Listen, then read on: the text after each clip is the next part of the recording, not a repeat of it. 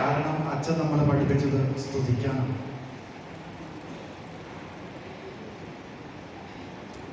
Hallelujah.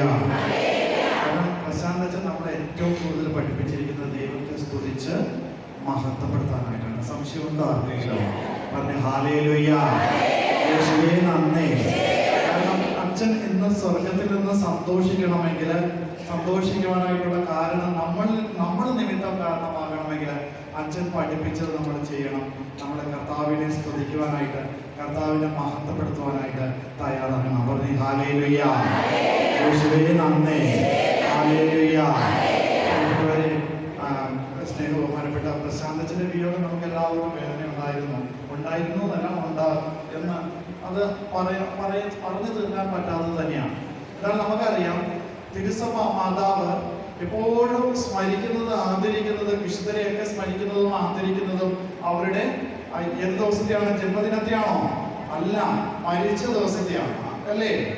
അതിന് കാരണം എന്താണ്? അതായത് ആരാണോ നമ്മളെ എല്ലാവരെയും ഈ ഭൂമിയിലേക്ക് അയച്ചത്, ആരാണ് നമ്മളെല്ലാവരെയും ഈ ഭൂമിയിലേക്ക് അയച്ചത്? നമ്മൾ അവന്റെ സ്വന്തമാണ്. ആണോ? അവന്റെ സ്വന്തമാണ്. ആയതിനാൽ എന്റെ സ്വന്തം എന്റെ സ്വർഗീയ അപ്പച്ചന്റെ അടുത്തേക്ക് പോകുന്നു, അല്ലേ? എന്റെ സ്വർഗീയ പിതാവിന്റെ അടുത്തേക്ക് പോകുന്നു. അപ്പോൾ ശരിക്കും പറഞ്ഞാൽ ആ ആത്മാവിന് പ്രശാന്തച്ഛന്റെ ആത്മാവ് ദുഃഖിക്കുന്നില്ല.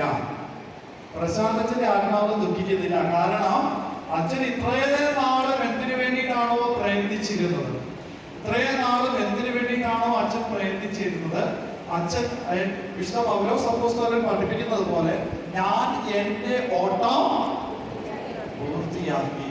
തീർച്ചയായും ഞാൻ ഇതിനു മുമ്പ് പറഞ്ഞിട്ടുണ്ട്, ഞാനിവിടെ വന്ന ആ ഇടയ്ക്ക് തന്നെ, അതായത് ഒരു 5-6 വർഷത്തോളമായി ഞാൻ വന്ന ഇടയ്ക്ക് തന്നെ അച്ഛൻ എന്നോട് ഉച്ചരിച്ചുകൊണ്ട് പറഞ്ഞൊരു വാക്കുണ്ട്, എൻ്റെ മനസ്സിൽ ഇപ്പോഴും ഓർക്കുന്നു. ഞാൻ കർത്താവിനോട് പ്രാർത്ഥിക്കുന്നത് ഒരു 10 വർഷം കൂടി എനിക്ക് ശുശ്രൂഷ ചെയ്യണമെന്നാണ്. എന്നാൽ ഒരു 5.5 വർഷം കഴിഞ്ഞപ്പോഴേക്കും കർത്താവ് ആഗ്രഹിച്ചത് നടന്നു. എന്നിരുന്നാലും എന്നെ സംബന്ധിച്ചിടത്തോളം അച്ഛനെ കുറിച്ച് ചിന്തിക്കുമ്പോൾ അതിന് ദുഃഖിക്കേണ്ട കാര്യമില്ല. കാരണം അച്ഛൻ ആ 10 വർഷം എന്ന് പറഞ്ഞത് 20 വർഷത്തെ ഡ്യൂട്ടി ആ 5.5 വർഷം കൊണ്ട് തീർത്തു എന്നുള്ളതാണ്. കാരണം എന്തുമാത്രം ജോലികളായി ഈ കഴിഞ്ഞ 2-3 വർഷം, പ്രത്യേകിച്ച് ഈ കൊറോണയ്ക്ക് ശേഷം എന്തുമാത്രം കാര്യങ്ങളെ ചെയ്ത് അച്ഛൻ തന്നെ ഓടി നടന്ന് കാര്യങ്ങളൊക്കെ. അപ്പൊ അച്ഛനോട് ഞാൻ പലപ്പോഴും പറഞ്ഞിട്ടുണ്ട്, അച്ഛാ എന്നെ പോയ പോലെ എത്ര സ്പീഡിൽ പോകണം അല്ല, ഇത് പെട്ടെന്ന് ചെയ്തു തീർക്കണം. കാരണം അച്ഛനിലൂടെ പരിശുദ്ധാത്മാവ് പ്രേരിപ്പിച്ചതാണ്. പറഞ്ഞേ ഹല്ലേലൂയ, യേശുവേ നന്ദി, ഹല്ലേലൂയ. ഇനി അച്ഛന്റെ മറ്റൊരു അന്ത്യകാലത്ത് അച്ഛന്റെ അവസാന നാളുകളിൽ ഉണ്ടായിരുന്ന മറ്റൊരു വലിയൊരു ആഗ്രഹമായിരുന്നു വിധവാ കൂട്ടായ്മ വളരെ ശക്തപ്പെടുത്തണമെന്ന്. വളരെ ശക്തപ്പെടുത്തണം. ആദ്യം അച്ഛൻ പറഞ്ഞൊരു 300 പേരെങ്കിലും പറഞ്ഞു. ആടെ 300 വന്നു. വീണ്ടും അച്ഛൻ പറയുകയാണ് ഒരു 500 പേര് വേണം. എനിക്ക് തോന്നുന്നു അച്ഛന്റെ ഈ വാക്കുകള് അത്ര വിദൂരങ്ങളിലല്ല, അത് ഒട്ടനെ തന്നെ സംഭവിക്കും. പറഞ്ഞ ഹല്ലേലൂയ. കാരണം അച്ഛന്റെ ആഗ്രഹങ്ങളൊന്നോ ഇതുവരെ വെറുതെ പോയിട്ടേ ഇല്ല എന്നുള്ളതാണ്. വെറുതെ പോയിട്ടില്ല. നേരത്തെ ബഹുമാനപ്പെട്ട ചന്ദ്രച്ചൻ പറഞ്ഞ പോലെ ഒരുപക്ഷെ ഇത് സമൂഹമാണ്, സമൂഹത്തിൽ പലതരത്തിലുള്ള അഭിപ്രായങ്ങൾ വരും. ഇപ്പോൾ തന്നെ ഉദാഹരണത്തിന് ഞങ്ങൾ 8 പേരായിരുന്നു ഉണ്ടായിരുന്നു. 8 പേർക്ക് 8 ചിന്താഗതികൾ ഉണ്ടാവും, അല്ലേ? ഒക്കെ ഉണ്ടാവും. അപ്പോൾ സംസാരിക്കും. അച്ഛൻ അങ്ങനെ പറയുമ്പോൾ അത് വേണോ?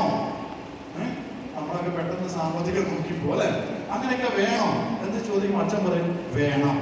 പണമുണ്ടോ? അയ്യമ്മ സമ്മ തരും. ഇങ്ങനെയായിരുന്നു അച്ഛൻ പറഞ്ഞത്. എന്നിട്ട് IMS അമ്മയുടെ, നമ്മുടെ IMS അമ്മയുടെ നടയിൽ നിന്നുകൊണ്ട് രാത്രി ബഹുമാനപ്പെട്ട സുധീറച്ചൻ പറഞ്ഞതുപോലെ രാത്രികളിൽ ഇരുന്ന്, അല്ലെ? കാലിനൊക്കെ ക്ഷീണമുണ്ട്. എന്നിരുന്നാലും 2 കസേര വെച്ച് ഒരു കസേരയിൽ കാലിൽ നീട്ടി അച്ഛൻ അവിടെ ഇരിക്കും. ചിലപ്പോൾ അവിടെ ഇരുന്ന് ഉറങ്ങിപ്പോവും. എന്നാലും ആ ക്ഷീണത്തിനിടയ്ക്ക് ഈ ഉറക്കം വരുന്നുണ്ടോ എന്ന് വിചാരിച്ച് നമ്മളിൽ പലരും ചെയ്യുന്നു, ഞാൻ ഉൾപ്പെടെ നമ്മളിൽ പലരും ചെയ്യുന്ന പോലെ ഇത്ര ഉറക്കം വരുന്നില്ല, എന്നാൽ പോയി കിടന്ന് ഉറങ്ങാം എന്ന് അച്ഛൻ ചിന്തിച്ചില്ല. അച്ഛൻ IMS അമ്മയുടെ കൂടെ നിന്നോ, നടയിൽ നിന്നോ, രാത്രി സമയങ്ങളിൽ ഒരുപാട് സമയം ചെലവഴിച്ചു. പള്ളിയിൽ ഇരുന്ന് പ്രാർത്ഥിച്ചു. ഒപ്പം അച്ഛനെ എന്തുണ്ടെങ്കിലും പറയുന്നത് അത് IMS അമ്മ നടത്തിത്തരും, IMS അമ്മ നോക്കിക്കൊള്ളും എന്നാണ് പറയുന്നത്. പറഞ്ഞ ഹല്ലേലൂയ, യേശുവേ നന്ദി. അച്ഛൻ്റെ വിശ്വാസമാണ്, IMS അമ്മയിലുള്ള അച്ഛൻ്റെ വിശ്വാസമാണ് അച്ഛൻ്റെ ഓരോ വിജയത്തിനും പിന്നിലുള്ള കാര്യം. ഇനി ചിന്തിച്ച് ഈ പണികളെല്ലാം തീർത്തിട്ട് അച്ഛൻ പറഞ്ഞത് ഇനി നമുക്ക് ഇതൊക്കെ പെയിന്റൊക്കെ അടിച്ച് ഇതിനൊന്ന് ജസ്റ്റ് ഒന്ന് മെയിൻറ്റെയിൻ ചെയ്ത് പോയാൽ മതിയെന്ന്, മെയിൻറ്റെയിൻ ചെയ്തുകൊണ്ട് പോയാൽ മതിയെന്ന്. ഇനി ആ അച്ഛൻ്റെ അടക്കിൻ്റെ സമയം നിങ്ങൾക്ക് ഓർമ്മയുണ്ടോ? നമുക്ക് ഒരു കാര്യം പോലെ എക്സ്ട്രാ ചെയ്യേണ്ടതായിട്ട് വന്നിട്ടില്ല. ഇത്രമാത്രം ആൾക്കാർ വന്നു, എല്ലാം ഇവിടെ സജ്ജമായി. കൺവെൻഷനോടനുബന്ധിച്ച് എല്ലാം ഇവിടെ, അതായത് അച്ഛൻ എപ്രകാരമാണ് അച്ഛൻ്റെ ദൗത്യം പൂർത്തീകരിച്ചത്. അച്ഛൻ ആരെയും പ്രത്യേകിച്ച് ഒരു മെനക്കേടിന് വേണ്ടിയിട്ടും വിട്ടില്ല. അത് എല്ലാം കരുതി കൂട്ടി, എല്ലാം പരിശുദ്ധാത്മാവിനെ നിറഞ്ഞ് കരുതി കൂട്ടി തന്നെയാണ് ചെയ്തു തരുന്നത്. പറഞ്ഞേ ഹല്ലേലൂയ, യേശുവേ നന്ദി, ഹല്ലേലൂയ, ഹല്ലേലൂയ. വീണ്ടും അച്ഛൻ്റെ ആഗ്രഹം ഇനി നിങ്ങളിലൂടെയാണ് പൂർത്തീകരിക്കുന്നത്.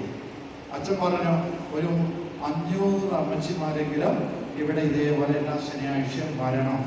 അമ്മച്ചിമാരെ കൊണ്ട് നിറയണം, IMS ജ്ഞാനവന്മാരെ ഹോള് നിറയണം. അച്ഛൻ ഇതേ വാക്കുകളാണ് ഉപയോഗിച്ചത്.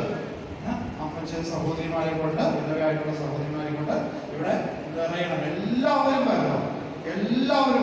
എന്നിട്ട് IMS ജ്ഞാനഭവന് നിറയെ ആൾക്കാര് വേണം എന്ന് ഇത് അച്ഛൻ്റെ ആഗ്രഹമാണ്. അത് സഫലീകരിക്കട്ടെ എന്ന് നമുക്ക് പ്രാർത്ഥിക്കാം. ഒപ്പം തന്നെ ഇന്നേ ദിവസം നമ്മുടെ അച്ഛൻ്റെ സ്മരണയ്ക്കായിട്ട് ഈ സമ്മേളിച്ചിരിക്കുമ്പോൾ നമുക്ക് അച്ഛൻ്റെ ആത്മാവിന് വേണ്ടിയിട്ട് പ്രാർത്ഥിക്കാം. ഒപ്പം അച്ഛൻ്റെ പ്രാർത്ഥനകൾ നമുക്ക് യാചിക്കാം. കാരണം നമ്മൾ ഏറ്റവും കൂടുതൽ അറിയുന്ന, നമ്മളോടൊപ്പമായിരുന്ന നമ്മൾ ഏറ്റവും കൂടുതൽ അറിഞ്ഞിരുന്ന ആ വ്യക്തി തൻ്റെ സ്വർഗീയ അപ്പച്ചൻ്റെ അടുത്തേക്ക് പോയിരിക്കുകയാണ്, സ്വർഗീയ പിതാവിൻ്റെ അടുത്തേക്ക് പോയിരിക്കുകയാണ്.